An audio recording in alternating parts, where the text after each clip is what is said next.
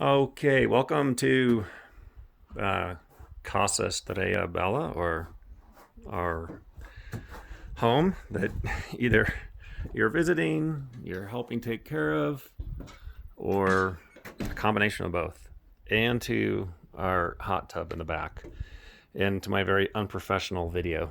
So, anyway, this is a quick kind of overview of how to sort of manage the spa hot tub on a day to day basis when you're here visiting. First is just the functions. So down here, if you hit this button on the far left, it makes the water sort of whirlpool, and then you can twist this knob to get the jets going. So you can have a kind of gentle whirlpool or jets, and I'll turn that off. The next thing is a light. Actually, maybe I'll do up close. There you go. Oh, it's a little too close. All right. And then this is temp up, temp down. And normally the maximum it gets to is to 104, so it's just a little above. We tend to leave it just at the maximum 104 temperature. The water is super nice and clear, is how it should look.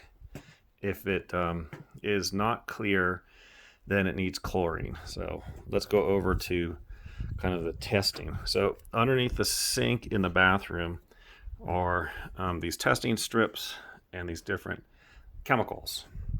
So the testing strip, I'm gonna put this down for a second.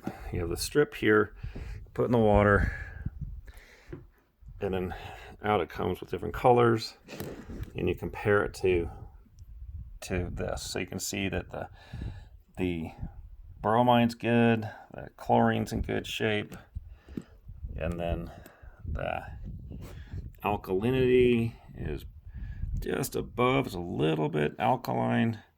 The pH is right in the sweet zone. You'll see these little black lines to tell you kind of the sweet zone, the optimal place. And then let's turn this over. The hardness, it's a little bit hard, but that's not really the biggest deal. Okay, so if you find out that if both the alkalinity and the pH are high, they're over here, read the directions on spa down, but you put in like a tablespoonful and whirlpool it around for about a half hour, I think, and then you test it again. Opposite is if both the alkaline and the pH are both really low, you do some spa up. Same idea. Now, if the alkaline and the pH are kind of in different directions, like say pH is high but the alkaline's just right, or the pH is really low and the alkaline's a little bit high, then what you do is you use pH increaser, right? So if you need to increase just the pH without messing with the alkalinity, or the decreaser. So again, there's directions on the bottle. And this whirlpool spa is about 250 gallons.